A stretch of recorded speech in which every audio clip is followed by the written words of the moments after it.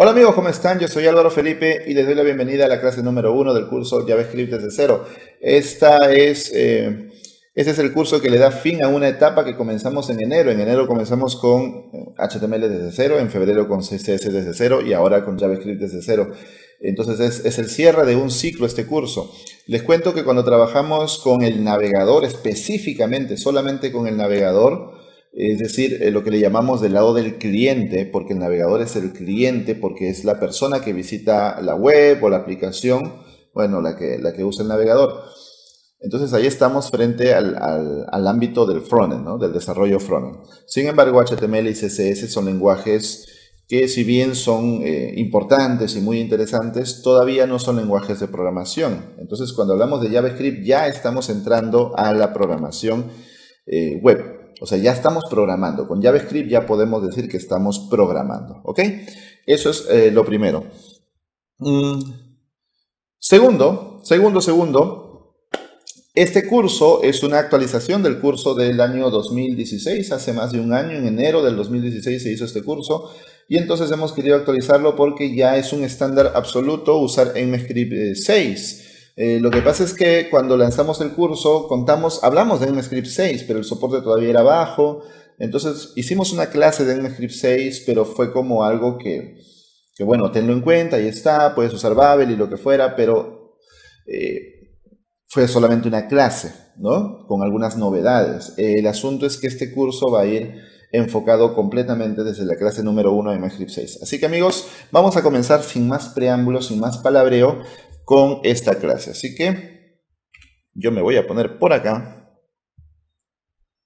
y vamos a comenzar. Aquí yo tengo una presentación donde vamos a empezar viendo un poquito de la historia de JavaScript. Lo que pasa con JavaScript es que es un lenguaje con una historia bien peculiar. Nació de una manera, nació a trompicones, digamos, porque se creó en una semana. Y por más genio que sea la persona que lo creó, pues en una semana nadie puede crear algo libre de errores, ¿sí o no? Es muy poco tiempo. Entonces se creó en una semana, se le han ido poniendo parches sobre parches sobre parches con los años. Durante mucho tiempo JavaScript fue un lenguaje que se miró mal. Los programadores que venían de otros lenguajes, C, Java, por ejemplo, pues miraban a JavaScript como un lenguaje para jugar, para poner animaciones en la página, para hacer que se muevan algunos elementos y ya, no lo veían como un lenguaje de programación serio. Y bueno, es que en su inicio esa fue su orientación, no simplemente ser un lenguaje de programación sencillo que ayude a hacer algunos efectos o algunos cálculos en pantalla. Sin embargo, ¿qué ha hecho que JavaScript se convierta al día de hoy en el lenguaje más importante de la web? Son muchos factores, no nos vamos a ir a fondo, pero vamos a dar una mirada rápida para que tú entiendas en qué lugar estás parado hoy en día con JavaScript. Así que estamos por aquí y vámonos al inicio. Vámonos al inicio. JavaScript nace allá por el 95 con Netscape. Tendríamos que remontarnos a una historia bien bizarra llamada la Guerra de los Navegadores, que fue por los años 90 y fue la guerra entre Netscape e Internet Explorer. Fue una guerra muy fuerte. Sucede, en pocas palabras, porque la historia es muy grande y no quiero demorar, en pocas palabras, Netscape, digamos que fue el primer navegador importante. Estuvo Mosaic, que estuvo antes, y creo que hubo por ahí otro navegador de texto, ¿no? Pero el navegador gráfico, el primer navegador gráfico importante que marcó un hito fue Netscape. Para ese entonces, Microsoft, que era pues la empresa más importante de tecnología, no había creado un navegador, o sea, como que se le pasó el tren, no se dio cuenta. Cuando Netscape llegó y la gente empezó a usar Netscape, Netscape salió a la bolsa, los creadores de Netscape se hicieron millonarios, es toda una historia larga. Microsoft se da cuenta que ha perdido una gran oportunidad. Sin embargo, nunca puedes subestimar a Microsoft por una sencilla razón. Tienen dinero en carretillas. Así que ellos, si quieren, se contratan un ejército de programadores y en poco tiempo tienen un producto mejor que el tuyo. Eventualmente eso pasó. Eventualmente demoraron años. Pero llegó un momento en que Internet Explorer fue superior a Netscape. Netscape ya no pudo aguantar la presión. Fue una guerra muy fuerte. Fue una guerra que llegó incluso a niveles personales. En serio. Hay un documental de Discovery Channel muy interesante sobre eso. Búsquenlo, debe estar por YouTube. Búsquenlo si quieren saber más. El asunto es que entre toda esta guerra de los navegadores inicial, es importante que tú la sepas. No te la voy a contar, investígala, pero es importante que la conozcas porque muchos de los problemas que hemos acarreado por años se deben a esta guerra. No había estándares, entonces cada navegador hacía las cosas como le parecieran.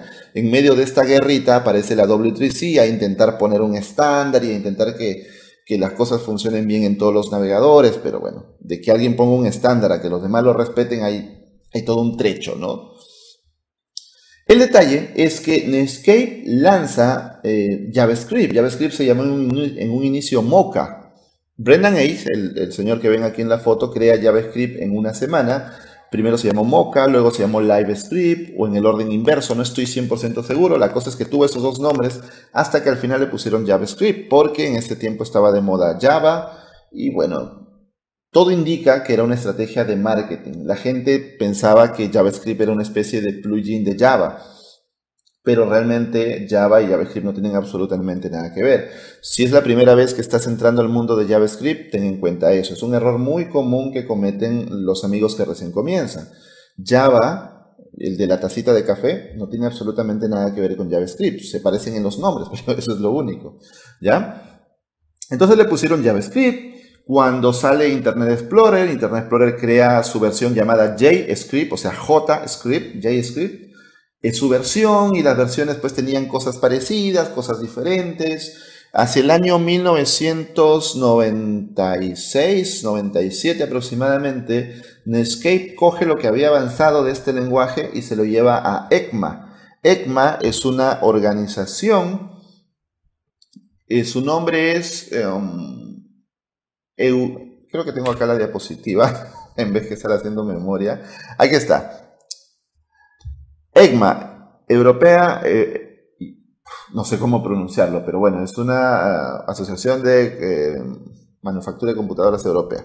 Bueno, la cosa es que le llevan lo que habían avanzado del lenguaje, se lo llevan a esta asociación para que esta asociación cree un estándar. Ojo, el estándar de JavaScript no es vigilado o no es mantenido por la W3C. La W3C se encarga de HTML, CSS, SVG, los vectores SVG, las APIs web. Entre las APIs está el DOM. El DOM es cuando tú interactúas con los elementos de HTML del navegador.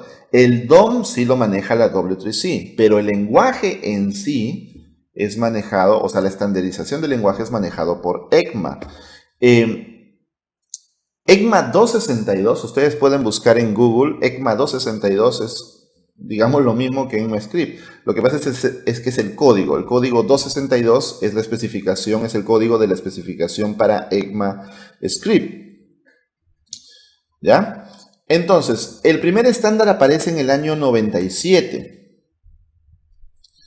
Luego aparecen pues la versión 2, la versión 3, la versión 4 se la saltaron. Es una historia muy curiosa, ya ustedes pueden investigar. La cosa es que no hay ECMAScript 4, se la saltaron, pasaron a ECMAScript 5, y ECMAScript 5.1 fue la versión que hemos estado usando durante muchos años. Sin embargo, seguía habiendo un gran problema con JavaScript hasta estas épocas. El detalle es que seguía hasta estas épocas Internet Explorer dominando completamente pues los navegadores, hasta que Chrome lo venció, digamos, en cuota de mercado, pero esa es otra historia. El detalle es que entonces no había compatibilidad, era difícil escribir en JavaScript porque lo que prácticamente tenías que escribir para cada navegador, era una cosa terrible. Entonces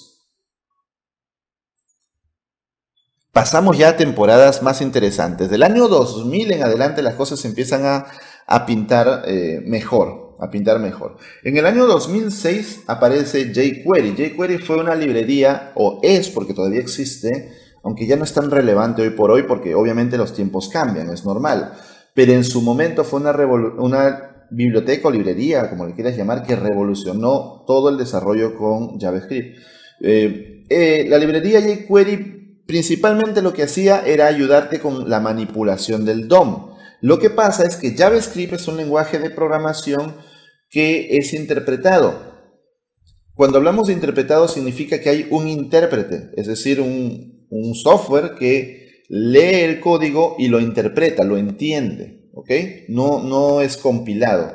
Los lenguajes que son compilados, tú escribes el código, luego lo compilas, se compila en binario y directamente el sistema operativo lo entiende. Mientras que los lenguajes interpretados requieren de un intérprete, ¿ok? Ese intérprete en JavaScript ha estado siempre pues en el navegador. Ahora, bueno, han habido implementaciones en el servidor, pero no exitosas hasta Node.js, que ya creció con fuerza. Entonces lo que pasa es que antes de todo el boom de Node.js y que desarrollemos también en servidor, pues JavaScript se ejecutaba en el navegador. Y pues como cada navegador hacía las cosas a su modo, pues prácticamente era muy difícil, había que escribir para cada navegador. jQuery viene a estandarizar todo. jQuery trae ya sus selectores usando selectores de CSS. Eso fue muy chévere, en serio. Usabas $, entre paréntesis, y ponías cualquier selector de CSS y se acabó, ¿no? Incluso selectores descendientes y todo el asunto, ¿no? Entonces simplificó muchísimo. Incluso jQuery tenía una API extensible de tal manera que cualquier persona podía crear plugins para jQuery. Se crearon plugins de todo tipo. Entonces jQuery marca un antes y un después. Ajax, que es más o menos del 2005, también ayuda al despegue de JavaScript. Ajax es una tecnología inventada por Microsoft, así como lo oyen, y que permite recuperar información sin recargar la página. Por su lado, en el año 2009, si no me falla la memoria, Ryan Dahl publica, o bueno, en una conferencia hace la primera demostración de lo que hoy es Node.js, que era JavaScript corriendo en el servidor. Lo que pasa es que JavaScript, como ya les dije, era siempre un lenguaje en el cliente. Entonces, para el servidor, pues tú lo combinabas con PHP, con Java o con lo que fuera, ¿no? Con cualquier lenguaje de servidor. Pero le faltaba esa parte. Entonces lo que hacen es coger el motor V8 de Chrome, el motor de JavaScript, el intérprete que tiene Chrome para JavaScript, y llevarlo al servidor. Y entonces comienza toda una nueva etapa de JavaScript. Con JavaScript ahora puedes ser un programador full stack, es decir, puedes hacer toda tu aplicación usando solamente JavaScript, sin necesidad de otros lenguajes. Eso se puede hacer completamente. Si es lo mejor o no, ya depende del proyecto. Esa es otra historia. Hay gente que, como dice el dicho, ¿no? Cuando tienes martillo nuevo, todo te parece un clavo. Entonces tú ya sabes JavaScript y todo lo quieres hacer con JavaScript. Depende ya del proyecto, de muchos factores. No vamos a entrar a debatir sobre eso ahora. El detalle es que con Node.js ya podemos hacer aplicaciones full stack, ¿no? Incluso tenemos un curso aquí en Escuela Digital de Node.js, así que pues el paso recomendable después de este curso es ir a Node.js. Bueno, también aparece en el año 2001, 2002 más o menos, JSON. La tecnología JSON viene a reemplazar a XML para compartir datos entre aplicaciones y está basada en JavaScript. De hecho, JSON significa JavaScript Object Notation. O sea, es una forma de compartir datos basada en la sintaxis de JavaScript. Aparte, he puesto la foto de estos dos libros porque estos dos libros son significativos en la historia de JavaScript. JavaScript siempre fue mirado como un lenguaje malo hasta que llegó Douglas Crockford con este libro, JavaScript The Good Parts, y dijo, pues, no es que sea malo, es que tú no lo entiendes. Incluso publicó un artículo muy famoso que era algo como que JavaScript es el lenguaje más incomprendido del mundo. No me acuerdo del título exacto, ¿no? Pero algo así era. Y la guía definitiva de JavaScript de David Flanagan, un libro muy importante, como ven es tremendo. Incluso Douglas Crockford decía que era el único libro que valía, decía que si tú ibas a leer un libro de JavaScript, el de David Flanagan era el único que valía la pena leer. Entonces, como que incluso, ¿no?, el famoso debate de la orientación a objetos se resuelve con estos libros también. Sí, JavaScript es un lenguaje orientado a objetos. Había todo un debate sobre eso, ¿no? Y hasta ahora hay debates. JavaScript es un lenguaje, como digo, recuerden, se creó en una semana y luego han ido poniéndole parches.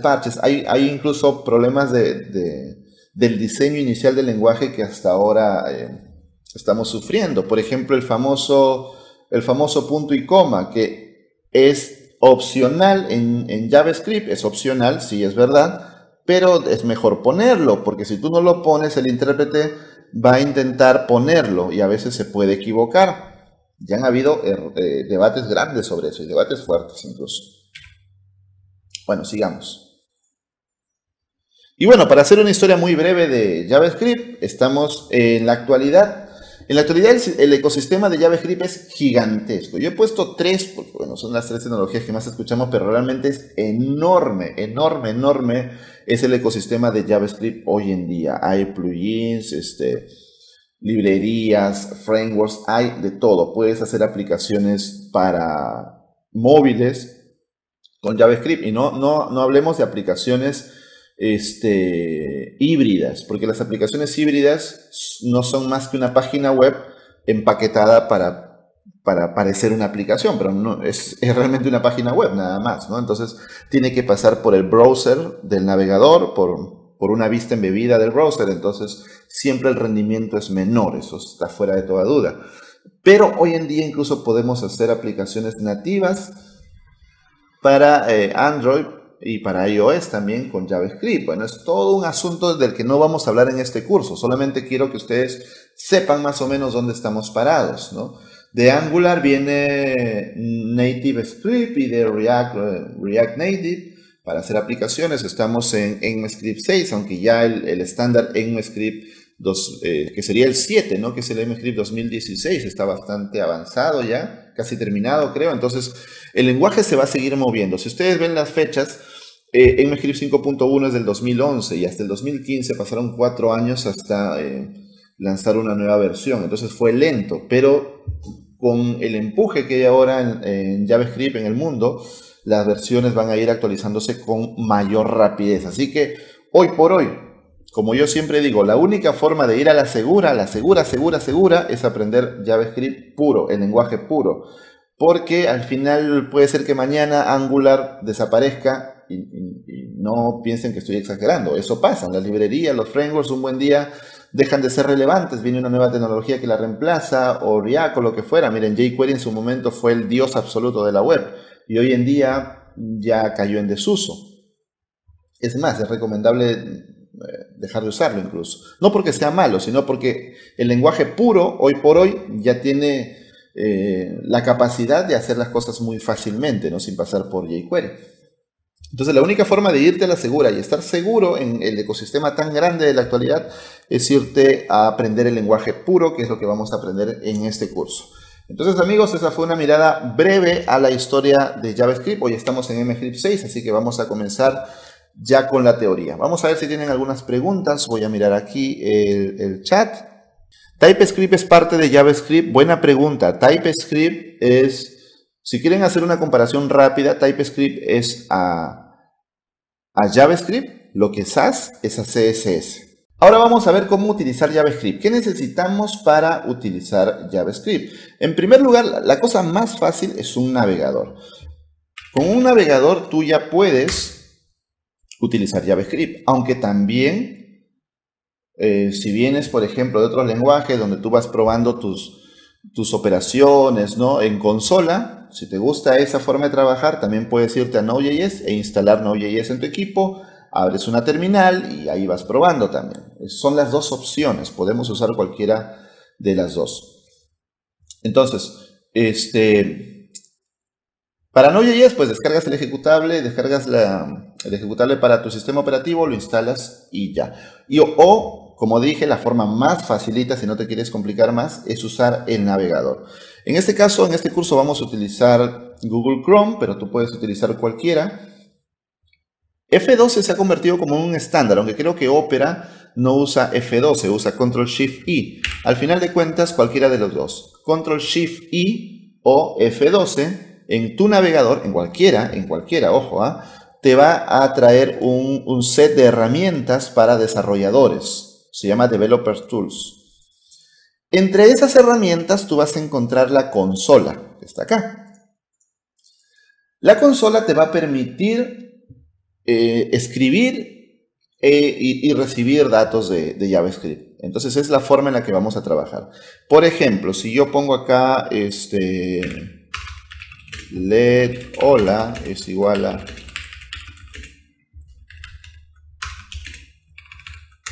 y luego lo llamo, ahí aparece. O sea, yo podría técnicamente escribir JavaScript directamente aquí. El detalle es que cuando tú presionas Enter, se ejecuta lo que estás haciendo. ¿Ven? Tendría que presionar Shift Enter para dar un salto de línea sin que se ejecute. Así que es un poco incómodo. Pero sí nos va a servir porque lo que hagamos en el editor, luego lo vamos a mandar a consola para estar mirándolo. Por ejemplo, miren, aquí tengo Visual Studio Code.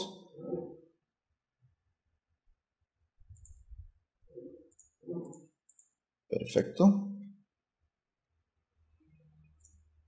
Muy bien, y aquí vamos a crear dos archivos, un index.html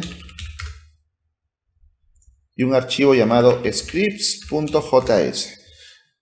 Los archivos JavaScript terminan con la extensión .js, ¿ok? Bien, vamos al HTML. Vamos a usar Emmet para que nos cree una estructura rapidito. Muy bien. Y aquí lo que vamos a hacer es incluir la etiqueta script. La etiqueta script lo que hace es, ¿por qué no autocompleta? Yo no sé por qué a veces se vuelve loco Visual Studio Code. Bueno, ya. Entonces, nosotros usamos la etiqueta script para insertar JavaScript en el HTML. Tenemos dos formas. Una forma es poner src como atributo y ahí pasarle la ruta al archivo JavaScript externo, por ejemplo, scripts.js. La otra forma es directamente escribir JavaScript aquí adentro de la etiqueta de apertura y la etiqueta de cierre. ¿Okay? Son las dos formas. Cuando el navegador encuentra, esto es muy importante, cuando el navegador encuentra la etiqueta script, hace lo mismo que cuando encuentra la etiqueta style. ¿Qué hace? Cambia de modo. O sea, cambia a modo CSS, por decirlo así, ¿no? Lee todo el código y lo interpreta. Entonces, cuando el navegador encuentra la etiqueta style, tú le estás diciendo al navegador, oye, te voy a mandar CSS. Y cuando tú le indicas la etiqueta script, le estás diciendo al navegador, oye navegador, te voy a mandar JavaScript, ¿ok? Así que interprétame JavaScript. Listo. Entonces ponemos src, como dije, la ruta al archivo o el JavaScript dentro aquí de las etiquetas, ¿no? Por ejemplo, un alert, hola mundo. Como tú quieras, cualquiera de las dos. Ahora, se recomienda mandar el archivo script en la parte inferior antes de cerrar el body. Hay algunas librerías, principalmente pues por el tema del DOM y por las dependencias y todo eso, que te van a pedir ponerlo arriba. Pero eso no vamos a entrar a eso todavía, ¿no? A veces algunas librerías te dan algún error si las pones abajo, pero el detalle es que si sucede, si pasara eso, en la documentación te lo van a decir. Te van a decir, no ponga esta librería al final del body porque puede dar error. Póngala en el head. Pero en lo general yo recomendaría ponerla antes de cerrar el body. ¿Ok? Como nosotros vamos a escribir JavaScript por fuera de este archivo, vamos a llamar a scripts.js. ¿Muy bien? Entonces ya está. Ya tengo con esto conectado HTML con JavaScript. Ahora me voy al archivo scripts. ¿Está bien escrito scripts en plural? Sí. Y por ejemplo voy a hacer algo tan sencillo como un alert. Un alert lo que hace es que muestra una ventanita con un mensaje. Entonces vamos aquí. Vamos a presionar Control O para abrir este archivo en el navegador y ahí me sale el mensaje. Hola mundo, ¿lo ven?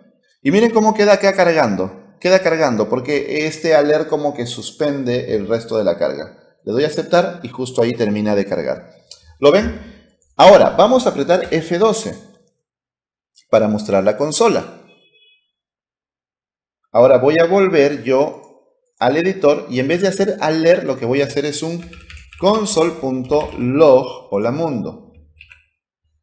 Ahora regreso, actualizo y el hola mundo aparece en consola. Esto es muy importante y nos sirve mucho, incluso cuando ya tienes un nivel avanzado, igual usas la consola. Pero cuando estás comenzando, la consola va a ser una de tus mejores amigas porque cada vez que no sepas el valor de un dato en determinado momento, ¿no? O qué valor te devuelve una función, etcétera, usamos muchísimo la consola. Usamos mucho este console.log para enviar datos a la consola y saber qué hay en ese valor, en esa expresión, en esa función.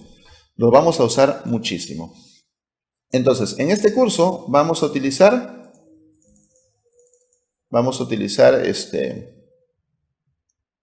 la consola del navegador. Así que voy a dividir esto en dos partes. Muy bien. El navegador por un lado, el editor por el otro, para poder estar trabajando. Entonces, básicamente hay dos comandos que quiero que se aprendan. Dos comandos muy sencillos en consola. Console.log, que nos va a permitir enviar información a consola, el valor de una expresión, o console.dir, que lo que hace es enviar toda la información del objeto. Ahorita todavía ustedes no saben qué es un objeto en esta parte del curso, pero ya les voy a explicar. Entonces, esas son las dos propiedades, perdón, los dos métodos que quiero que aprendan, ¿no? Técnicamente se llaman métodos. Ahorita les explico mejor. Console.log y console.dir. Acá Álvaro Romero me dice, ¿se puede colocar una ruta externa y aparte colocar código JavaScript dentro de la misma etiqueta? No. No. Para eso tendrías que escribir. Es buena pregunta. Buena pregunta. Si quieres luego escribir tu propio JavaScript aquí, tienes que crear otra etiqueta script. Otra. Y ahí ya pones tu código JavaScript. Pero no puedes hacerlo en la misma.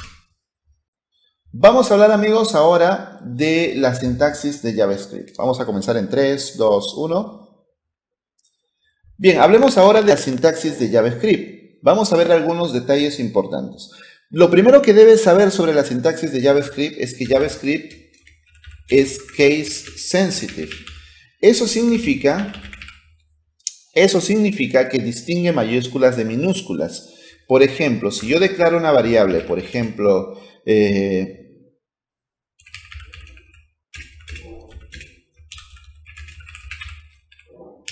si yo la declaro así, saludo, cuando yo necesite llamar esta variable, ahorita les voy a explicar qué cosas son variables para los que no sepan, no se preocupen, pero si yo necesito luego llamar a esta variable, tengo que llamarla así, tal cual, con todo en minúscula. Suponiendo que esto fuera una variable que se llame hola mundo, usamos una sintaxis llamada camel case, que es la primera palabra en minúscula y todas las demás en mayúsculas, pero sin separarlas por espacio. Cuidado, sin separarlas por espacio.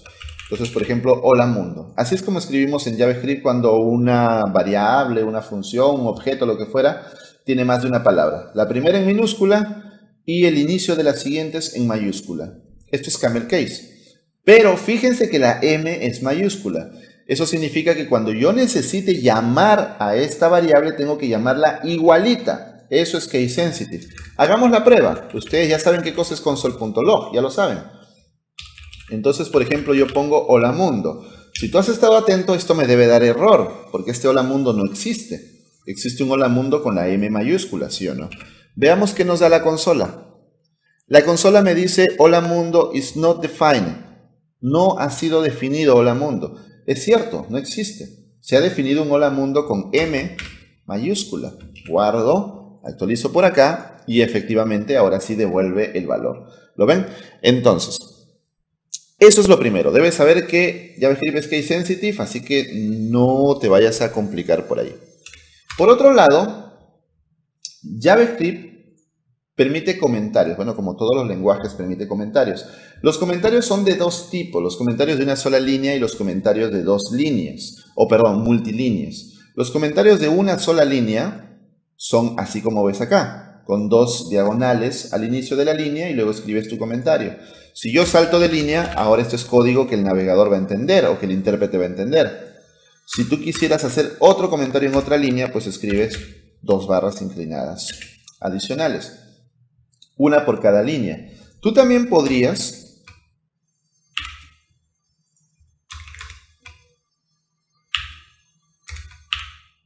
usar comentarios de varias líneas, comenzando con, en realidad esto no se necesita, solo que es ya una costumbre, comenzando con, igual que los comentarios de CSS, ¿no? Comienzas con diagonal asterisco y cierras con asterisco diagonal. Aunque se recomienda usar los comentarios de dos diagonales. Ahora, para los amigos que estén comenzando recién en la programación, ¿para qué se usa un comentario?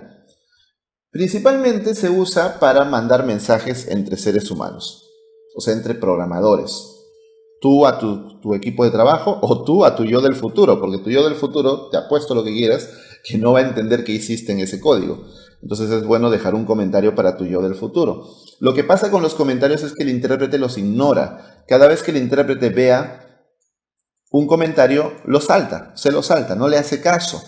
Pero si no comienza la línea con dos diagonales, el intérprete, no digo navegador, porque JavaScript se puede ejecutar también en el servidor, por ejemplo, así que lo más correcto es decir intérprete. Si el intérprete, no encuentra dos diagonales, sí va a interpretar esa línea.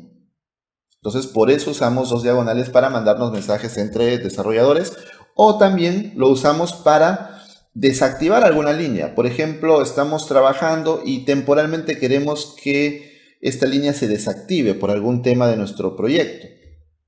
Entonces la comentamos. No queremos borrarla, solamente la comentamos. Entonces ya sabemos que está ahí y que cuando la necesitemos la descomentamos y se activa. Entonces esas son las dos funciones para las que usamos los comentarios. Otra cosa importante, y esto sí es un dolor de cabeza, así que yo les recomiendo curarse en salud y poner puntos y comas, es el tema de los puntos y coma en JavaScript, o el semicolon, así se llama en inglés, semicolon. Este es un tema muy peliagudo porque técnicamente el punto y coma no es obligatorio en JavaScript. Y hay una cosa llamada ASI, que es Automatic Semicolon Insertion. Pueden googlear sobre ASI, que es el algoritmo que usa el intérprete para meter punto y coma en el código. Ejemplo, si yo pongo así, if, no sé, 1 es menor que 5, no, esto dice mayor, menor, ¿ok? Digamos que una variable let a es igual a 5. Y luego pongo console.log a, por ejemplo, ¿ya? No estoy poniendo ningún punto y coma. Vamos a ver qué sucede. Actualizo y me dice que hay un identificador inesperado.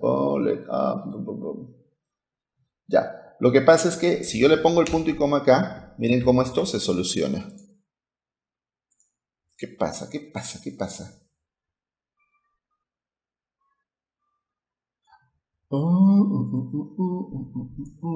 Espérense. Espérense. Así. Ahí está. Ahí está. Vamos a quitarle el punto y coma. Me vuelve a dar el error. ¿Ok? Y ahora no me da el error. Ahora, a lo que quiero llegar es que el intérprete intenta poner punto y coma donde sea necesario. Por ejemplo, si yo salto de línea, miren, quité el punto y coma, salto de línea, actualizo y ya no hay error. ¿Vieron? Ya no hay error. Digamos que el salto de línea reemplaza al punto y coma, en teoría. Porque miren, si lo pongo en la misma línea, necesito punto y coma.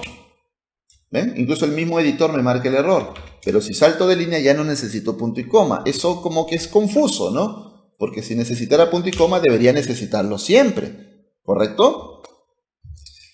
Es un debate muy grande, no quiero entrar a eso porque este es un curso pues desde cero y vamos a empezar a escribir el código. Así que mi recomendación para no entrar en debates es pon punto y coma.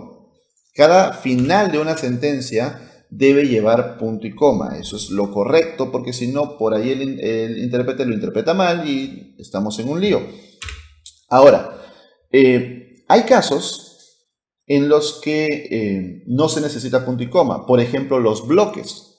En JavaScript, un bloque es cualquier código encerrado entre llaves. El concepto de bloque como tal, el bloque scope, ya viene en ECMAScript 6 de esta nueva versión. Antes tenías que crear pues una función, ¿no? Función lo que sea. Y ahí ya tenías recién un scope. Ahora en ECMAScript 6 podemos poner tan solo las llaves y tenemos un scope. ¿Qué cosa es un scope? Un ámbito. Es decir, donde existen las variables. Por ejemplo, si yo digo let hola igual a hola y pongo console.log hola, ahí está. Pero ¿qué tal que este hola lo saco por fuera de la llave? Ya no existe. ¿Ven? Este bloque hizo que la variable hola se quede adentro, no sale fuera de este bloque. Entonces, los bloques no necesitan punto y coma, porque ya son un bloque. O sea, ya el intérprete sabe que al cerrarse una llave, ya se cerró toda una estructura de código. Entonces, no es necesario ponerle el punto y coma y decirle al intérprete, oye, intérprete, acá termina un bloque de código. No es necesario. La llave por sí sola hace esa función. ¿Ok? Entonces, tengan en cuenta eso. Y otras cosas de sentido común, ¿no? Creo que esto es sentido común. Por ejemplo, esta es una función. Todavía no he explicado funciones, no se preocupen, pero creo que esto es sentido común. Tú no vas a poner un punto y coma acá. Tampoco vas a poner un punto y coma acá. Creo que es sentido común. O sea, los puntos y coma lo que hacen es separar expresiones. Decirle al intérprete, aquí termina una expresión y va a venir otra expresión. Por lo tanto, pues en esos lugares no van punto y coma. Por ahí están hablando de que si le ponemos var y no sé qué. No les recomiendo usar, repito, var, porque var trae varios problemas. El problema más grande de var es una cosa llamada hoisting, que por suerte ya con LED nos olvidamos del hoisting. El hoisting es la elevación de variables. Tu variable puede estar declarada abajo, pero igual sube. O sea, por ejemplo, tú estás escribiendo tu código, ¿no? Código. Mucho código, mucho. Y por abajo declaras una variable var lo que sea igual a lo que sea. ¿Ya? Listo. Esta variable da lo mismo que les pongas acá a que la pongas arriba. Se eleva y eso trae bastantes problemas, en serio. Bastantes problemas. Aparte de que var no tiene scope de bloque, lo que también trae bastantes problemas. Así que deberías ya olvidarte de var. Var existe, pero ya deberías olvidarte de que existe. En serio.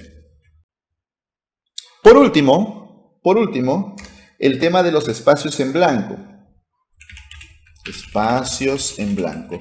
JavaScript ignora los espacios en blanco, sin embargo es recomendable. Aquí me voy a pelear, si John Mircha sigue en el chat, nos vamos a pelear.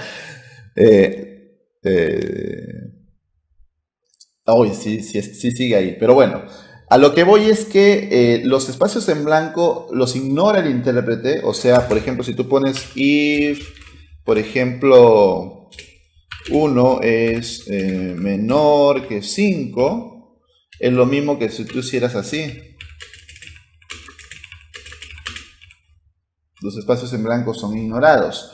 Sin embargo, los espacios en blanco son importantes para la legibilidad del código. Al navegador no le importa, pero a nosotros, o al intérprete no le importa, pero a nosotros sí. Entonces se recomienda tabular el código. Se recomienda tabular el código. ¿Y cómo se debe tabular el código?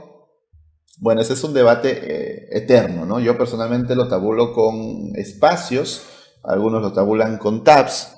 Sin embargo, algo que sí quiero dejar en claro es que la gente que tabula con tabs a veces, no todos, los que saben y ya, creen que los que tabulamos con espacio presionamos la barra espaciadora varias veces. No es así, es el editor el que está configurado para que cuando tú pulses la tabulación se tabule esto con espacios.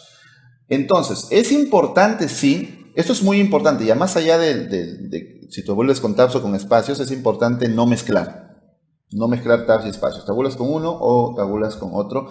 Y también es recomendable que tu editor, espérense, déjenme, ¿dónde pongo paleta de comandos? Barra de estado, esta de acá, perfecto. Miren, esta barra de estado me dice con qué estoy tabulando. Estoy tabulando con 4 espacios. Entonces, cuando yo presiono la tecla Tab, el editor salta 4 espacios, ¿ok? Pero yo también podría ir acá y decirle que no me tabule con espacios. Decirle que me tabule, miren, con tabs, miren. Indent using tabs o spaces. ¿Lo ven? Yo puedo elegir. Aquí está con espacios. Indico, por ejemplo, 2 espacios y ahora me indica con 2 espacios. O yo puedo decir indentar usando tabs y también me pregunta con cuántos espacios. Esto es medio tramposo porque no son espacios, pero es el equivalente. O sea, ¿a cuántos espacios va a equivaler este tab? ¿Ok? Entonces tú defines acá. Entonces pongamos usando espacios, lo voy a dejar en 2.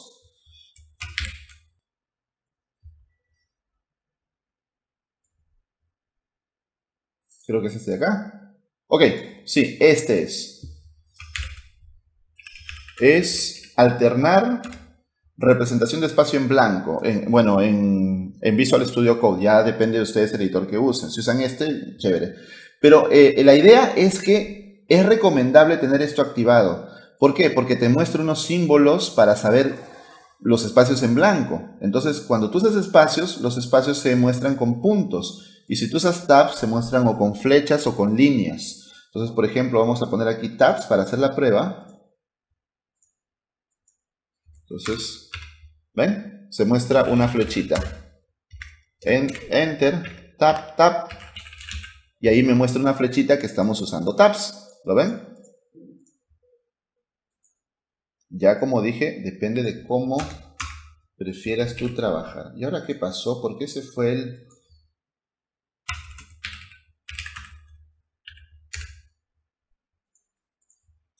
Listo, entonces sí es recomendable usar indentación. Entonces, por ejemplo, si tú haces una función bla bla bla return bla bla bla, mira cómo el editor automáticamente me creó una indentación aquí. ¿Ves? Porque eso ayuda a leer el código. Claro que para el intérprete así también funciona, pero es más difícil de leer. Así que acostúmbrate a indentar tu código, ¿sí? Por último, con este tema de la sintaxis, quisiera recomendarles que le den una mirada a esta página de aquí. Miren, estas son las guías de estilo de Airbnb para JavaScript. Las guías de estilo son patrones que sigues para escribir tu código, en el caso del código, ¿no? Entonces dice si las funciones van a tener indentación, o si vas a, por ejemplo, si vas a escribir, parece una tontería, ¿no? Pero si vas a escribir function así, o vas a separarlo con espacios, etcétera, etcétera. Hay un montón de formas, ¿no? No vamos a ponernos a hablar de eso, es muy largo, pero les recomiendo muchísimo que se pongan a chismosear porque hay mucha información y la guía de estilos de Airbnb es una de las más usadas y una de las más respetadas. En serio. La comunidad la usa mucho. Ahora vamos a hablar de las variables y constantes. Las constantes llegan recién en ECMAScript 6. Antes había que hacer pues guión bajo algo, ¿no? Para simular, era como un convenio, ¿no? Para indicar que es una constante en JavaScript, pero ahora ya tenemos constantes. Entonces, empecemos con las variables. Para empezar, definamos qué cosa es una variable. Una variable en el sentido estricto, como siempre me acuerdo que me decía mi amigo Alexis, es un espacio en memoria donde se guarda información.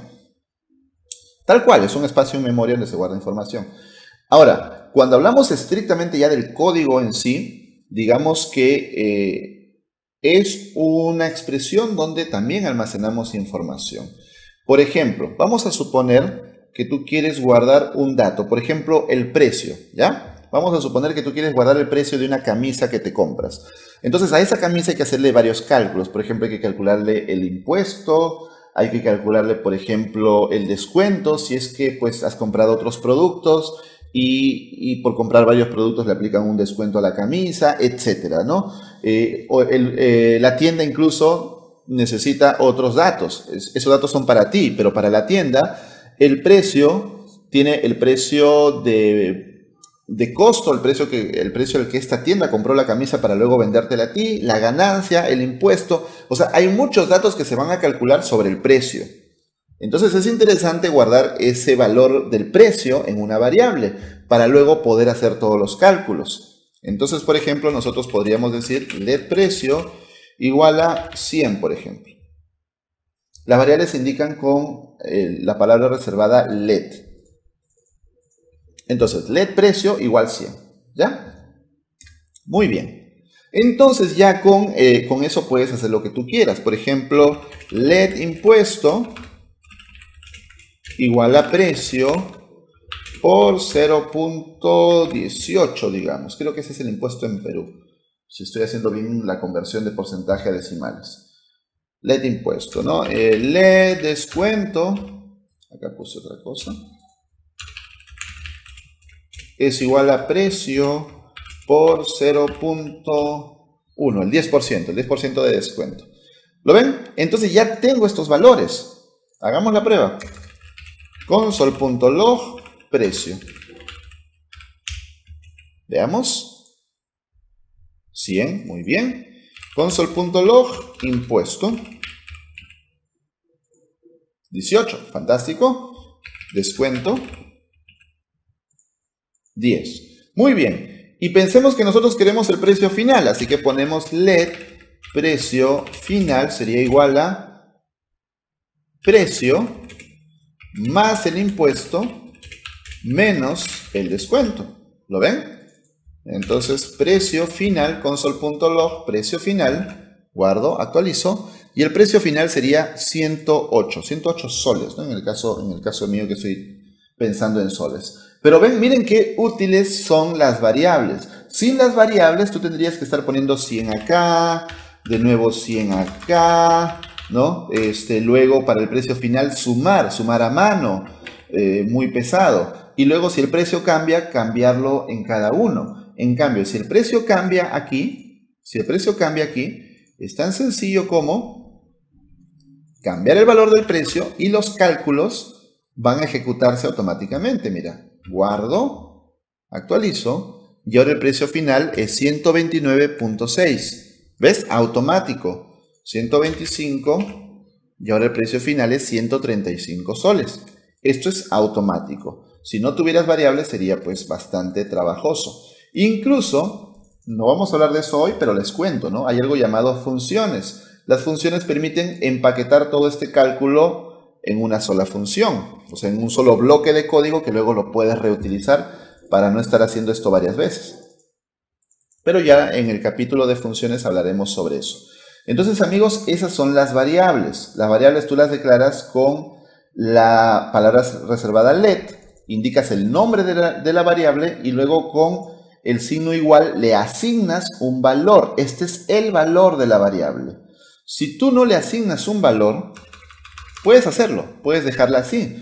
Se hace muy a menudo porque puede ser que más adelante le vas a asignar un valor a través de una función o de una operación. Entonces lo dejas así. ¿Qué pasa si paso esto a la consola? Miren, no tiene un valor. ¿Qué saldrá? Vamos a ver. Me sale undefined. ¿Por qué? Porque no ha sido definido su valor. La variable existe, pero no ha sido definida. ¿Qué tal que ahora comento esta línea? Ahora esta variable ya ni siquiera existe. Veamos qué pasa ahora. Ahora me sale error. Precio is not defined. Fíjense que esto es diferente. Precio is not defined. O sea, no se ha definido la variable precio. No es lo mismo que undefined. Undefined es, sí se ha definido la variable, pero no tiene un valor. Es confuso al inicio, de verdad. Es confuso, pero ya poco a poco le van a agarrar la maña a esta cosa. Entonces, esas son las variables. Ten en cuenta que las variables pueden comenzar con letras pueden comenzar con el signo dólar o pueden comenzar con un guión bajo, pero no pueden comenzar con números. No pueden comenzar con números. Por otro lado, tú puedes declarar varias variables sin usar let varias veces, solamente separándolas por comas. Entonces haría esto, miren. Entonces pongo coma acá y le quito el let.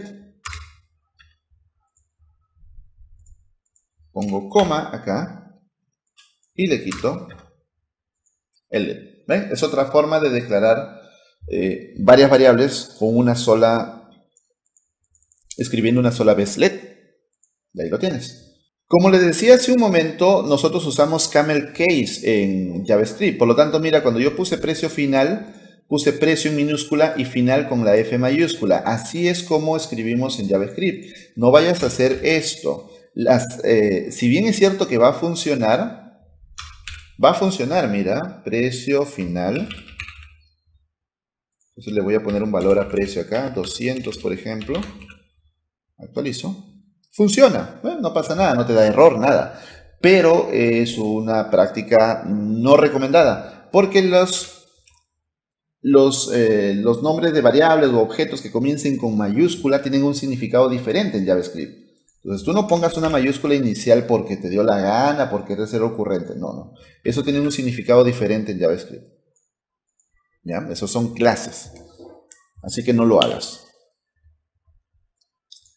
Y también tenemos en ECMAScript 6, a partir de esta versión, las constantes que se declaran con const. ¿Para qué se usan las constantes? Justamente para eso, para datos que no van a variar. Por ejemplo,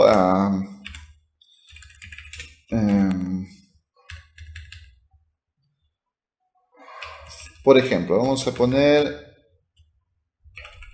de year, por ejemplo, el año que se fundó Escuela Digital 2010, por ejemplo.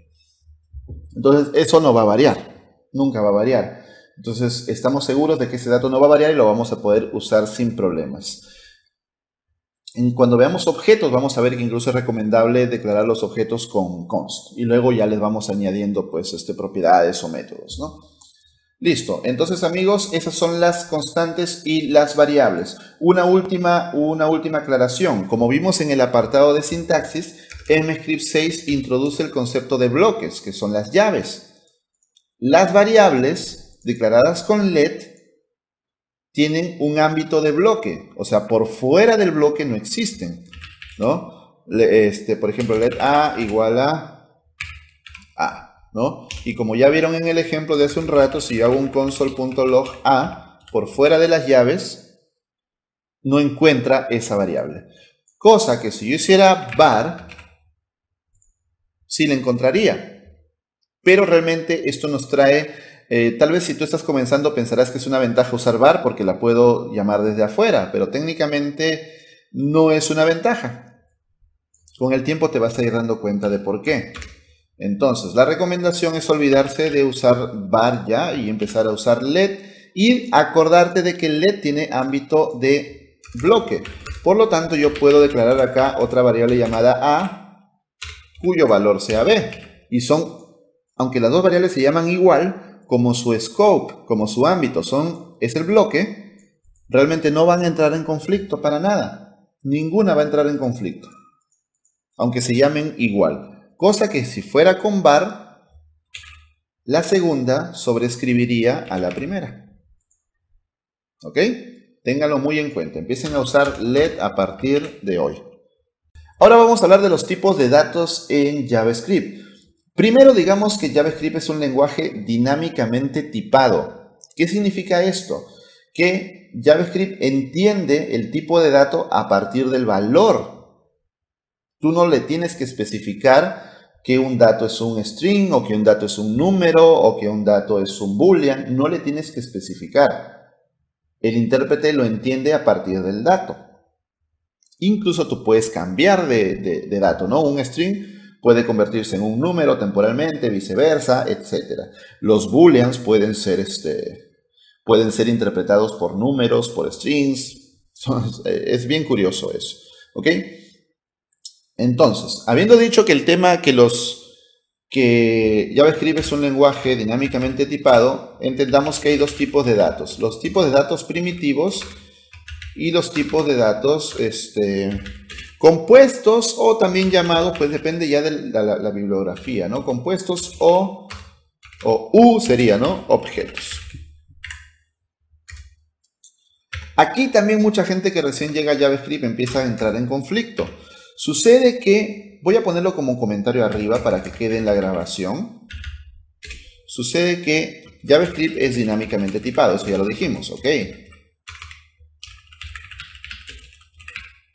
Pero otra cosa muy importante de JavaScript que debes entender es que JavaScript está basado en prototipos.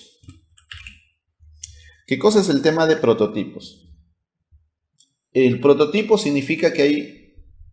es parecido a las clases de orientación a objetos, pero no tanto así, ¿no? Pero digamos que todo tipo de datos nace de un prototipo, del cual toma sus propiedades y sus métodos.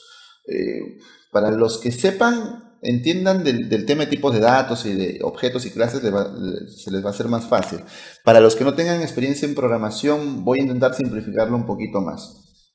Cada vez que tú creas un tipo de datos, o sea, por ejemplo, creas un número, por ejemplo, miren, por ejemplo, let número igual a 20, por ejemplo, estás creando un número y asignándoselo a esta variable, ¿ya?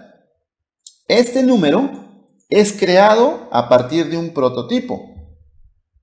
Hay un prototipo en el núcleo del lenguaje que permite crear ese número. Y hay prototipos para los strings, para los arrays, para los booleans, para todos hay prototipos. Por eso es que cada tipo de dato tiene métodos y tiene propiedades, aunque tú no se las declares. Miren, les voy a explicar mejor.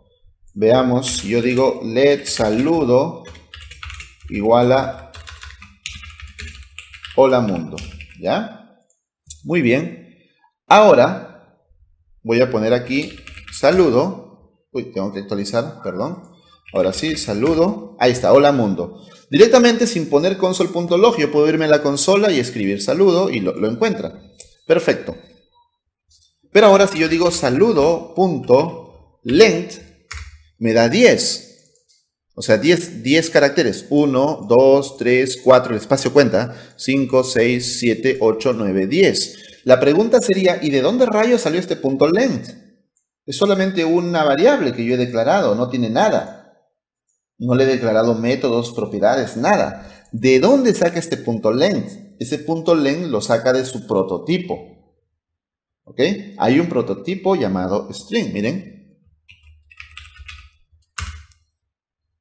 String con mayúscula me dice que es una función con código nativo. Es una función nativa del lenguaje. Si yo pongo saludo.constructor, ¿qué me dice? Miren qué me dice. Me dice function string. O sea, ¿quién construyó? Bueno, es más complejo que eso, pero como es la clase 1 no quiero enredarme. ¿Quién construyó esta variable saludo que es un string? La construyó la función string del código nativo de JavaScript. ¿Ok?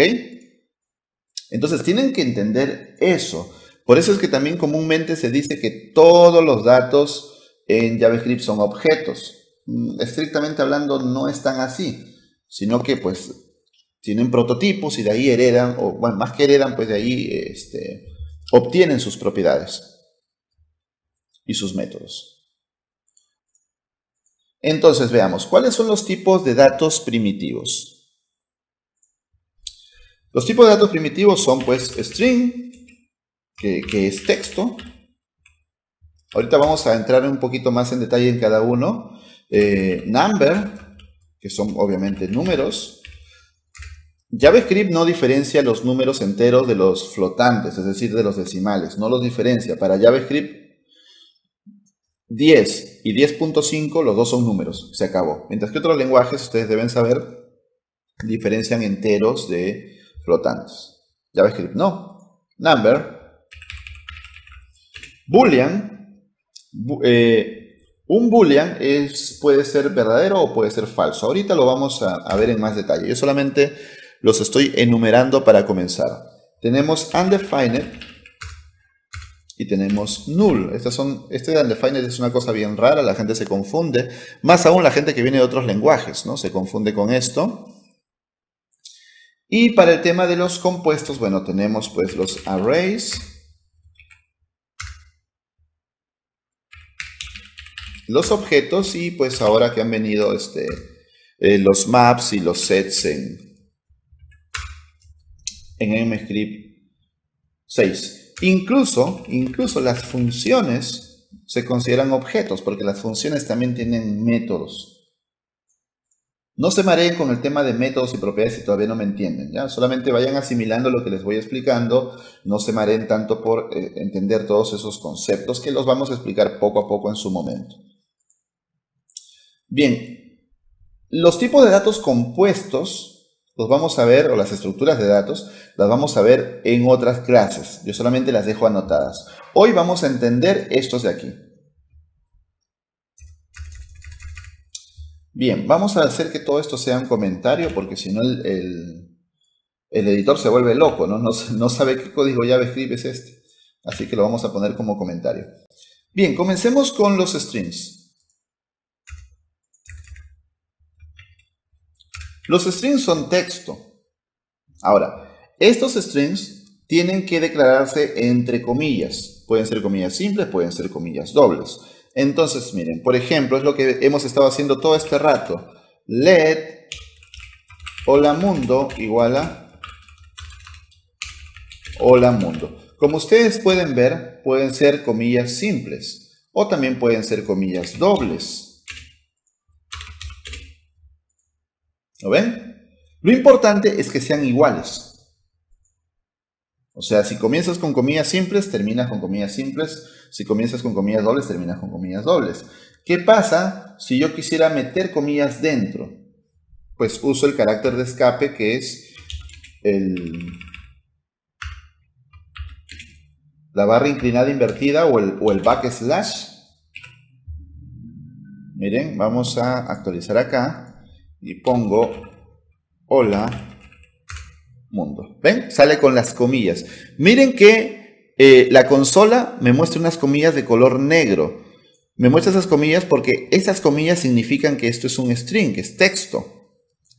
Y dentro me muestra el string en color rojo. Y miren que estas comillas son de color rojo, lo que significa que estas comillas son parte del string. Pero si yo no le pusiera este backslash, miren cómo el editor mismo ya me muestra un error. Veamos qué pasa. Actualizo y me dice que hay un identificador inesperado. Claro, porque lo que pasa es que para el intérprete el string terminó aquí. Todo esto que viene de aquí en adelante no sabe qué es. Mira cómo el editor incluso me lo subraya como un error. No sabe lo que es. Entonces ten cuidado con eso. Ahora, en MScript 6 ha llegado algo súper chévere que se llaman template strings. Los template strings se usan cuando tú quieres construir un string extenso o incluso un string que contenga elementos de HTML. Lo que pasa es que, por ejemplo, mira, vamos a suponer que tú tienes la variable, no sé, amigo, ¿ya? Vamos a ponerle aquí John Mitchell. Ya está. Y tú quieres saludarlo. Entonces tú dices let saludo. Esto sería con una función, pero pues quiero simplificarlo porque no estamos viendo funciones todavía. Sería igual a bienvenido, el espacio, más amigo. ¿Ves? Lo que estamos haciendo aquí es concatenar. Es decir, esta variable amigo es un string. Es un texto. Aquí en saludo tenemos un string, pero también queremos concatenarlo, juntarlo con el texto de la variable amigo. Entonces lo hacemos así. O al menos así lo hemos hecho siempre. Actualizo. No, vamos a mandar la consola de frente. Console.log.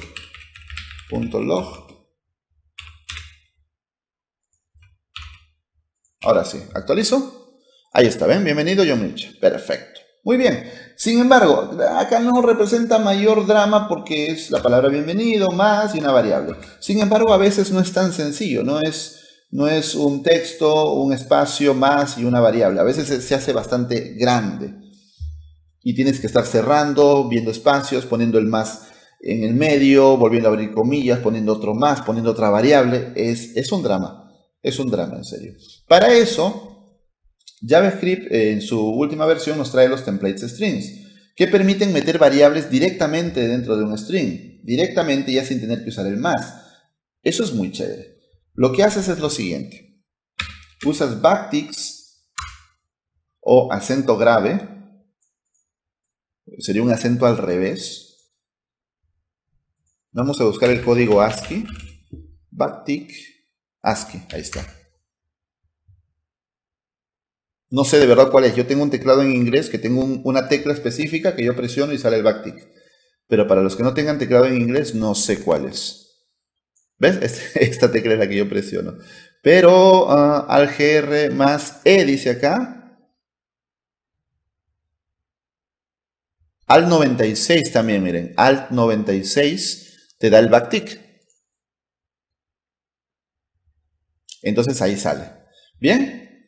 Entonces, tú necesitas ya backticks. Para los templates strings ya no lo haces con comillas simples o dobles. Usas backticks. Entonces yo simplemente pongo bienvenido, coma, y en vez de poner el más y todo, de frente pongo amigo. El detalle es que si yo pongo amigo como tal, sigue siendo un texto. Yo tengo que de alguna manera decirle al intérprete, oye, este amigo no es un texto, es una variable. Así que reemplázala por el valor de la variable. Para hacer eso necesito el signo dólar y rodearlo por llaves. Listo, eso es todo. Guardo, actualizo y vamos a poner saludo. ¿Lo ven? Bienvenido, John Milcha. Fantástico. Y acá puedo meter cualquier valor de una variable. Por ejemplo, vamos a probar con un número, aunque todavía no hemos visto los números, pero sencillo, ¿no? Por ejemplo, let número igual a 2, por ejemplo, ¿ya? Y vamos a poner número veces. Y vamos a poner acá un console.log saludo. Listo, actualizo. Bienvenido John Milcha 2 veces. Muy bien. ¿Y qué tal que acá pongo por 3? Bienvenido John Milcha 6 veces. Esto es fenomenal. Yo directamente aquí dentro de esas llaves, miren, dentro de estas llaves puedo hacer incluso operaciones con la variable. ¿Lo vieron? Y ya tengo un string directamente. Y si yo pongo acá saludo, me sale un string, miren, ¿ven? La consola me lo devuelve con las comillas dobles, indicando que esto es un string. Álvaro Romero dice, genial, como en PHP. Exactamente, como en PHP o como en otros lenguajes también, ¿no? En PHP creo que si tú haces comillas dobles ya te muestra, te deja meter variables dentro. El detalle con PHP es que PHP ya tiene el dólar, que es indicador de variable. Pero en JavaScript no tenemos ningún indicador para las variables. Se pueden confundir con un string, por eso es que necesitamos el dólar y las llaves.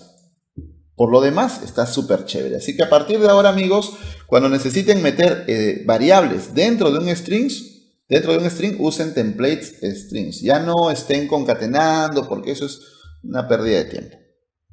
Veamos, los números, como dije, son eso, números.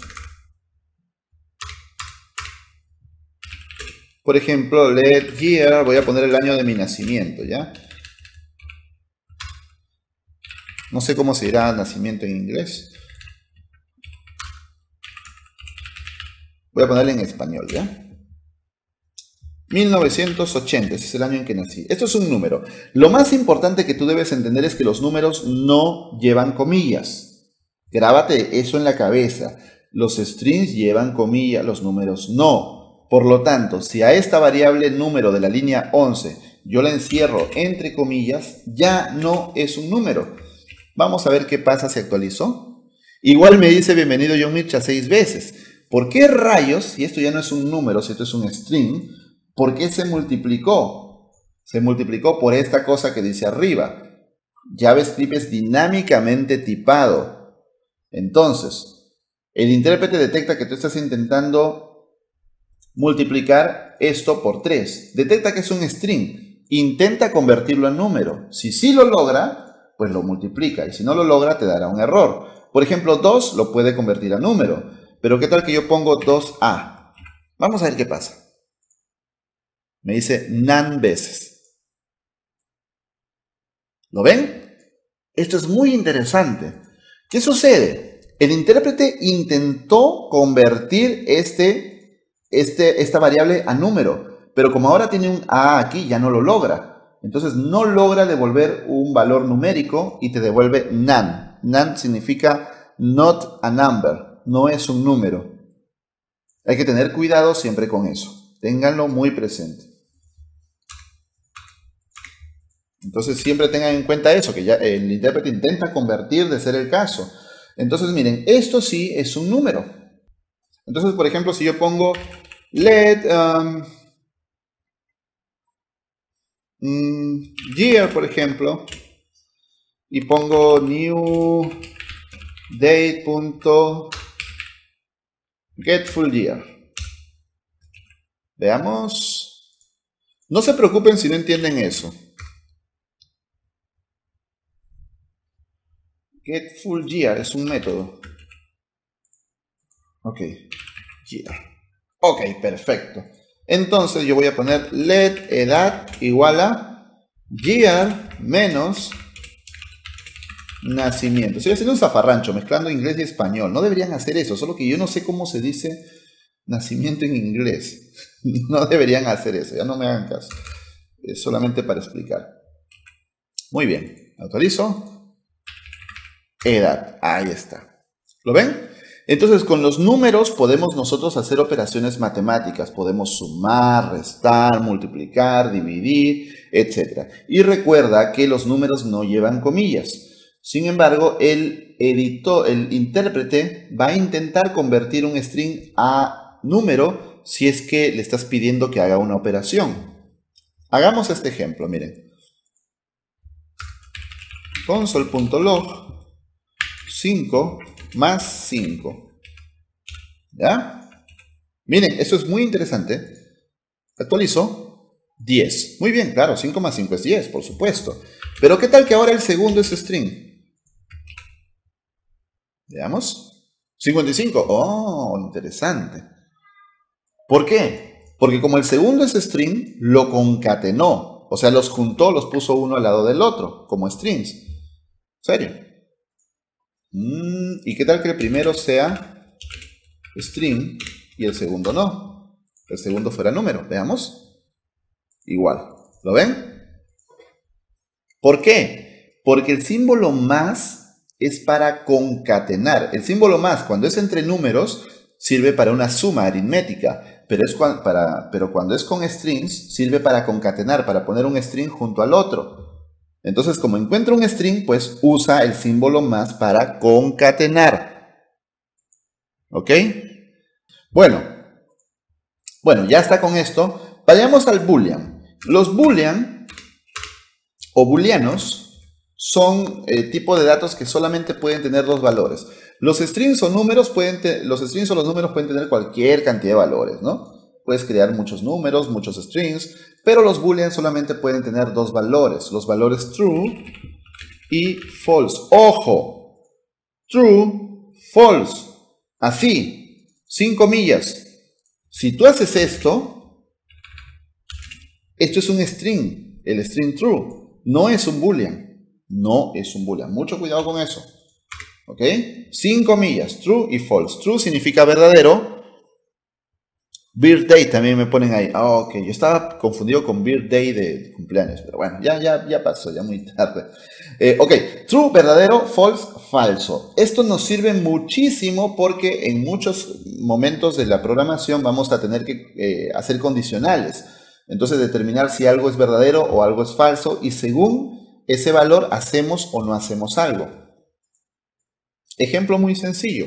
Podemos decir if, esto es muy fácil de entender, aunque todavía no hemos visto condicionales en el curso, pero igual es muy fácil de entender. Yo puedo decir if A es igual a B. Bueno, ni siquiera están declaradas. Estas son, mira, si yo no pongo, miren, eso es importante nombrarlo. Si yo no pongo comillas, el intérprete asume que estas son variables. Claro. Y no hay una variable A y una variable B. Entonces le voy a poner comillas para que compare strings. Obviamente esto no va a devolver nada. Pero voy a poner console.log son iguales. Y luego pongo else console.log no son iguales. ¿Ok?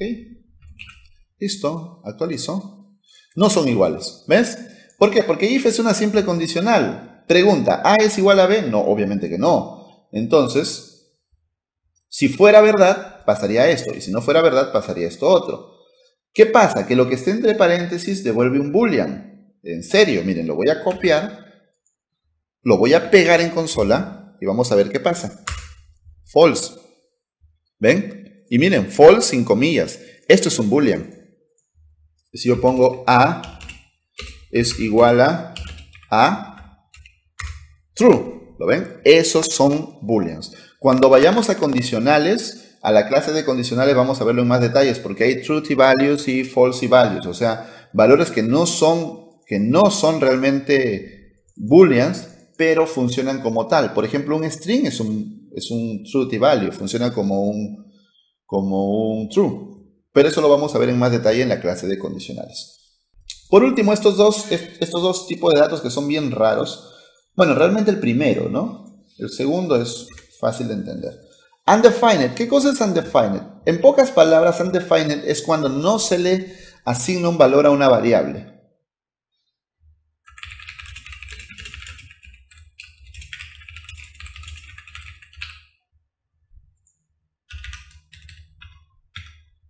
Eso es. Cuando no se le asigna valor a una variable es undefined. Por ejemplo, let. Vamos a ponerlo en español para no crear conflictos. No definida. Muy bien. Ahora actualicemos acá y pongamos no definida. Me sale undefined. Undefined porque no le di un valor. Sencillo. Cuando no le das un valor, te devuelve undefined. Es un tipo de dato como tal, no hay más. Y null es cuando no existe un valor o una variable. No existe. Cuando no existe un valor. Un ejemplo clásico, muy clásico de null, es cuando tú estás, por ejemplo, manipulando el DOM. Entonces tú dices, por ejemplo, let title es igual a document punto get element by id title. ¿Ok? Veamos. Null. ¿Por qué? Porque no existe. No hay ningún elemento con el id title en este HTML. Por lo tanto, te devuelve null. ¿Lo ves? Es diferente. Undefined y null son diferentes, pero ahí los tienes. Para ir cerrando, existe un operador llamado typeof. Typeof. ¿Pueden utilizarse 1 y 0 como true y false? Sí, correcto. Existe un operador llamado typeof que te devuelve el tipo de dato. Por ejemplo, typeof. Esto se llama operador unario, porque no necesita dos valores, necesita solamente uno. Typeof, por ejemplo, true, es un boolean. ¿Lo ven? Genial. Typeof, vamos a ver, no definida, la variable que había creado hace un rato. Me dice que es un undefined. Typeof title. Es un object, miren, qué curioso. Es un null, pero me devuelve object. Typeof, por ejemplo, que teníamos más arriba, nacimiento, ahí está. Nacimiento, number, genial.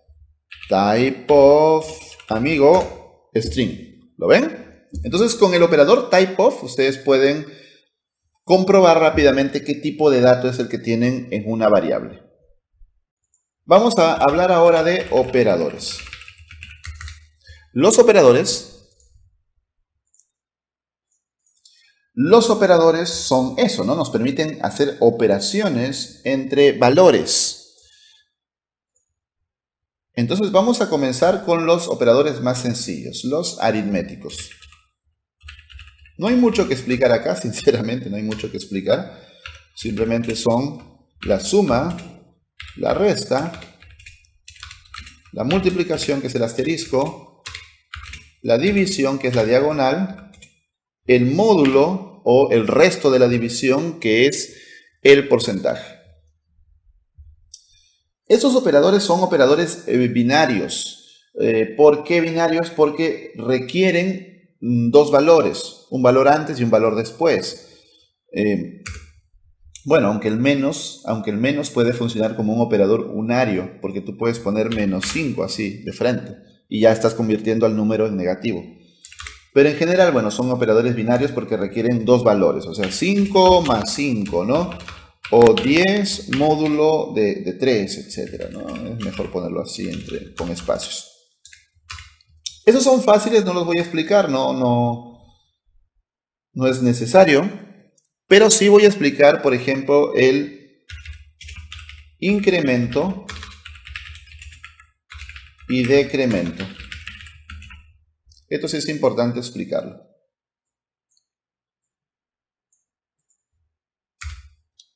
Usamos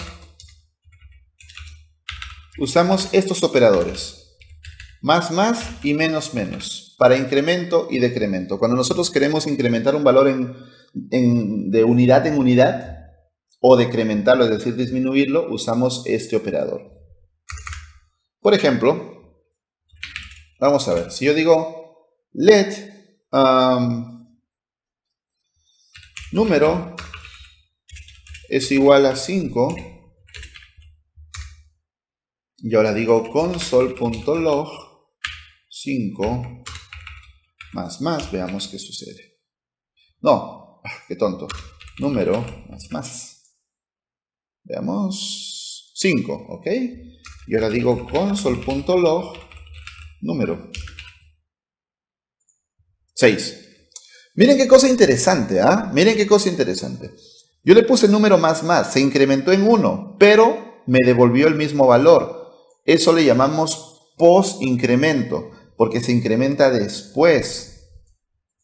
Miren, en la siguiente llamada, ahora recién es 6. Igual si le pongo menos, miren. ¿Ves? Sigue siendo 5. En la siguiente llamada ya es 4. Ya eso depende del flujo de tu aplicación, el flujo de tu programa. Ahora todavía no estamos viendo estructuras de control ni funciones, por lo tanto se me hace difícil poner un mejor ejemplo. Pero digamos que si yo pongo número menos aquí, antes de la llamada a la consola, ahí sí me daría 4, ¿sí o no? ¿Ven?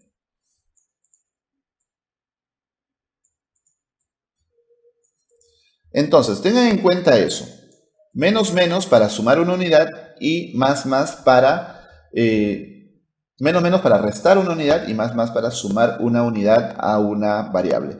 Ahora, también tenemos este otro tipo de operadores que son más igual, menos igual, por igual y división igual. ¿Qué hacen estos valores? ¿Qué hacen estos operadores? Estos operadores lo que hacen es que cogen el valor anterior de una variable y a ese valor le aplican la operación indicada. Por ejemplo, miren, vamos a suponer que yo tengo nuevamente let número igual 10, ¿ya? Y ahora quiero que este valor número sea 15. Entonces lo que yo haría es número igual a número más 5, ¿sí o no? Porque le quiero añadir 5 unidades al valor que ya tengo. Por lo tanto, número igual a número, es decir, el valor anterior, más 5. Está bien. Sí, por supuesto. Console.log número me va a devolver 15. ¿Lo ven? Está bien, sin embargo es un poco largo. Para eso lo más fácil es simplemente usar estos operadores. Más igual. Esto es lo mejor. Actualizo. Número 15. ¿Lo ven? Es lo mismo. ¿Qué tal que le pongo multiplicar? Vamos a poner console.log para no escribir de más. Número 50. Perfecto. Restar 5. Muy bien. Dividir 2. Fantástico. ¿Lo ven? Entonces, cuando tú quieras hacer una operación sobre el mismo valor, lo más práctico es usar estos operadores de aquí en vez que hacer número igual a número entre 5, ¿no? El valor es el mismo, pero es mucho más rápido hacer esa operación. También tenemos los operadores de comparación. Devuelven un boolean. ¿Qué significa que devuelven? Significa que generan un valor y ese valor, cuando decimos que lo devuelven, es decir que el intérprete tiene ese valor en memoria y tú lo podrías guardar en una variable, por ejemplo, para luego reutilizarlo. Eso significa devolver un valor, que el intérprete tiene ese valor en memoria. ¿Ok? Entonces, por ejemplo, miren, si yo pongo 5 es menor que 10, esto de aquí, este es un operador de comparación, pero esta expresión, en JavaScript le llamamos expresiones a toda porción de código que devuelva un valor. Esto devuelve el valor true. Todo operador de comparación devuelve un valor boolean. Por lo tanto, yo puedo meterlo en una variable. Miren, let condición es igual a 5 es menor que 10. Entonces ahora pongo console.log condición. Veamos. True. ¿Lo ven? Esto devuelve un valor, un booleano. Todo operador de comparación devuelve un boolean. Entonces, ¿cuáles son los operadores de comparación? Los clásicos. Menor que, mayor que, veamos. False, evidentemente. Mayor o igual. Si pongo 5 es mayor o igual que 5, me devuelve true. Pero si pongo 5 es mayor que 5, me devuelve false, porque 5 no es mayor que 5, es igual. También puedo poner menor o igual. Acá me devuelve true porque obviamente 5 es menor o igual que 5. ¿Ok? Esto está muy fácil, pero donde sí genera un poco de complicación cuando comenzamos es en la comparación de igualdad. Porque hay dos tipos de igualdad, doble igualdad y triple igualdad. Recuerda, el igual solito, un igual, es para asignar valor. Defines una variable y le asignas un valor con el signo igual. El signo igual no te sirve para comparar. Es un error muy común que cometen los que recién comienzan. No, para comparar necesitas doble igual o triple igual. Ahorita te voy a explicar la diferencia. Vamos a poner un doble igual. Actualizo, true, fantástico. ¿Qué pasa si yo pongo un igual solito? Mira, me sale un error. Claro, es que esto no es un operador de comparación. El doble igual sí. El triple igual también. Perfecto. Ahora, ¿en qué se diferencian? Es una diferencia sutil pero muy importante. Se diferencian en que ya que JavaScript es un lenguaje dinámicamente tipado, tú sabes que JavaScript podría convertir un tipo a otro tipo según la necesidad. Por ejemplo, si pongo 5 número, miren las comillas, es igual a 5 string, veamos. True, claro. Como es un lenguaje dinámicamente tipado, el intérprete lo convirtió a número y comparó. Si tú necesitas una igualdad específica de valor y de tipo, necesitas sí o sí triple igualdad. Guardo, actualizo y ahora sí me dice que es false. Obvio, porque si bien el valor es el mismo, 5 y 5, pero su tipo de dato es diferente. Por lo tanto, me devuelve false. ¿Lo ven? Vamos a hablar ahora de las propiedades y los métodos. Sucede, como ya hemos dicho, que las los tipos de datos nacen a partir de prototipos, que JavaScript es un lenguaje basado en prototipos. Entonces, cuando tú creas, por ejemplo, un string, por ejemplo, let hola igual a hola mundo, ese hola mundo ha nacido de un prototipo. Su prototipo es string. Así en mayúsculas. Mira, vamos a actualizar. Hola, ahí está. Y si pongo hola, punto, y mira todas las opciones que me salen por acá, cada vez que yo ponga punto a algo, estamos frente a un objeto. Y los objetos tienen propiedades y tienen métodos. No voy a entrar en detalle en eso. Solamente quiero que recuerdes que la propiedad es una característica. Por ejemplo, el tamaño, el peso, el color, no sé, el ancho, el precio, etcétera. Características. Mientras que un método es algo que se puede hacer, una función. ¿Ok? Ese es el hecho, ¿no? Vamos a suponer que es un perro. Entonces, perro.cola te daría sí, por ejemplo, si el perro tiene cola. Perro.patas te daría 4, porque el perro tiene 4 patas. Pero si tú pones perro.ladrar, tú necesitas ponerle 2 paréntesis porque ese es un método, es una función, es algo que tiene que hacer. Perro.ladrar, 2 paréntesis, y el perro ladra, ¿no? Wow, wow, suponiendo que estamos programando un perro, por poner un ejemplo. ¿Ya? Entonces esas son las propiedades y los métodos. Ahora, como todo dato nace de un prototipo, ya viene con métodos y propiedades. Eso es chévere. O sea, ya son objetos en sí. Ya son objetos. Este hola es un objeto, claro. Y si no me crees, haz la prueba. Pon hola en la consola y ponle un puntito y vas a ver cómo te salen un montón de cosas. Con solo poner un puntito te salen un montón de cosas. ¿Por qué? Justamente porque es un objeto. Mira, por ejemplo, ustedes se dan cuenta que es un objeto porque yo le pongo punto y me salen un montón de opciones. Miren, por ejemplo, yo pongo proto y me dice que su prototipo, su prototype es un string, ¿ven? Es un string. Si pongo hola, punto, vamos a chismosear qué hay. Hay un montón de cosas, miren. Por ejemplo, index of.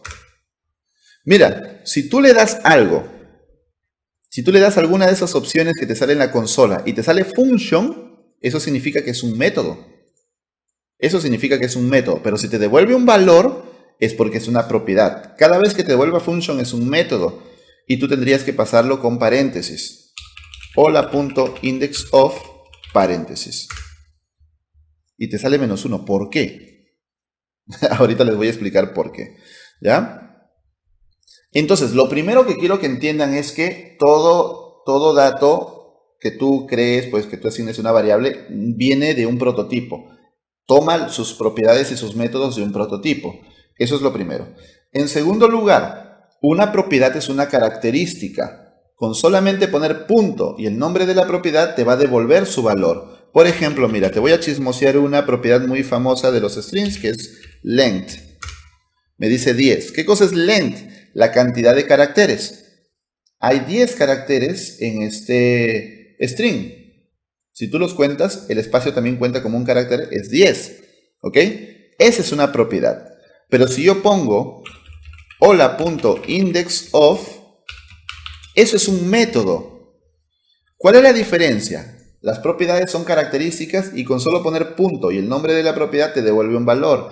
Mientras que los métodos requieren una ejecución dentro del programa.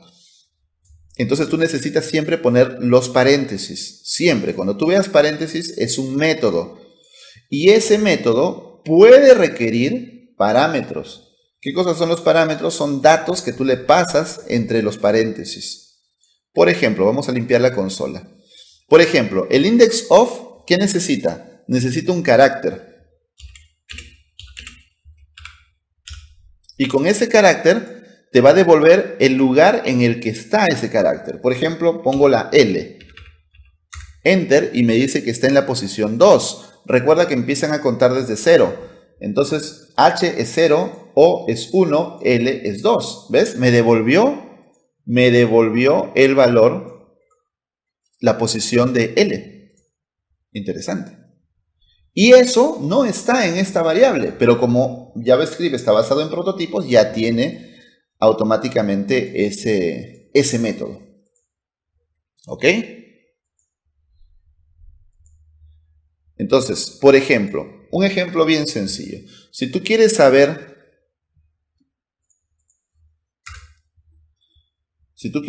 si un string comienza en determinado valor, lo que podrías hacer es simplemente una condición de este tipo. Por ejemplo, vamos a ver.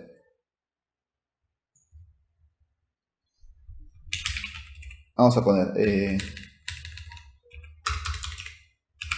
prof1 Alexis. Vamos a poner más acá. No me acuerdo cuál es el atajo de teclado para duplicar, pero vamos a ponerlo así. Daniel, John y yo mismo, Álvaro. Por poner 4, así rapidito. Quiero obtener todos los que comienzan con A. ¿Cómo hago para obtener los que comienzan con A? Bueno, haría un ciclo y todo el asunto, pero ahorita no quiero entrar en eso. Vamos a hacer una forma un poquito más básica. Simplemente voy a hacer lo siguiente. Voy a preguntar if, bueno, acá sería 2, 3, ¿no? 2, 3, 4. If prof1, por ejemplo, punto index of de A es igual a 0. Eso me devuelve si es que el nombre ha comenzado en A, ¿sí o no? Le estoy preguntando, index of A es igual a 0, igual, miren. Entonces me va a devolver, ¿no? Entonces pongo console.log, guardo. No, qué tonto. Tendría que hacerlo así nada más. No, miento. Así nada más, sin el if. Dejar la comparación. El if es para si yo quiero hacer algo después. Dejemos la comparación. Recuerden que la comparación devuelve true o false. True. Fantástico. ¿Ven? Veamos. Profesor 2. False. Oh. Profesor 3. False también. Profesor 4. True. Oh. Claro, lo chévere sería que hacer una función que recorra a todos los profesores y te devuelva pues los que ya tienen, los que comienzan con A. Sí, pero eso lo vamos a ver más adelante cuando hagamos ciclos. Por ahora, ahí nomás, vamos a hacer de una forma bien básica. Pero ¿qué tal que yo escribo Álvaro por error en minúscula? Vamos a suponer que estos datos vienen de un formulario y hay personas que escriben con mayúscula, personas que escriben con minúscula, entonces esto no me va a devolver ya true. ¿Ven? Me devuelve false porque JavaScript es case sensitive, entonces no encuentra esto. ¿Cómo lo hacemos? Veamos. Prof1 punto. Si tú quieres empezar a chismosear y aprender las propiedades, ponle punto y la consola te va a decir todo lo que hay. Entonces vas a ver que vas a encontrar por acá abajo algo que dice to uppercase. To uppercase. Y te dice que es una función. Ah, ok. Si es una función, lo que tengo que hacer es pasarle los paréntesis. Y me sale en mayúsculas. Oh, entonces vamos a hacer lo siguiente. Prof4 to uppercase, dos puntos, punto index of. ¿Lo ven? ¿Lo ven? Miren, ahora actualizo. True. Oh, qué chévere. Y por ejemplo, si yo hubiera puesto Alexis también en minúscula y ahora pongo prof1, actualizo. True también. Genial. ¿Ya ves? De esta manera, yo me quito la complicación de que si la persona lo escribió en mayúscula o en minúscula. Siempre que comiencen en A, no importa si es mayúscula o minúscula, me va a devolver true. Cuando veamos ciclos, podemos hacer este ejercicio mucho más chévere que nos devuelva solamente los que comiencen en A. Pero por ahora nos basta con este ejercicio. ¿Lo ven? ¿Qué tal? Bueno, ahí mientras me cuenta, vamos a chismosear qué hay en número. Número punto. Tengo que actualizar. Ok. Número punto. Ahora sí, me faltaba actualizar. Para chismosear, ¿qué hay? Constructor, Higgins Property. Los números tienen menos cosas. Pero yo quiero contarles algo llamado toFixit. toFixit es un método. Ya en otras clases vamos a ver más detalles sobre métodos y propiedades. Pero toFixit es un método que te permite redondear la cantidad de decimales. Por ejemplo, toFixit 2. Y me dice 10.65. ¿Lo ven? Me quitó todos los decimales que había por detrás. ¿Y qué tal que yo pongo número toFixit 1? 10.7, ¿ves? El 65 me lo redondeó a 7. Y número to fixed 0. 11. Interesante. ¿Lo ven? Tengan en cuenta porque eso les va a servir. Eso es número to fixed te va a servir. Veamos qué más hay.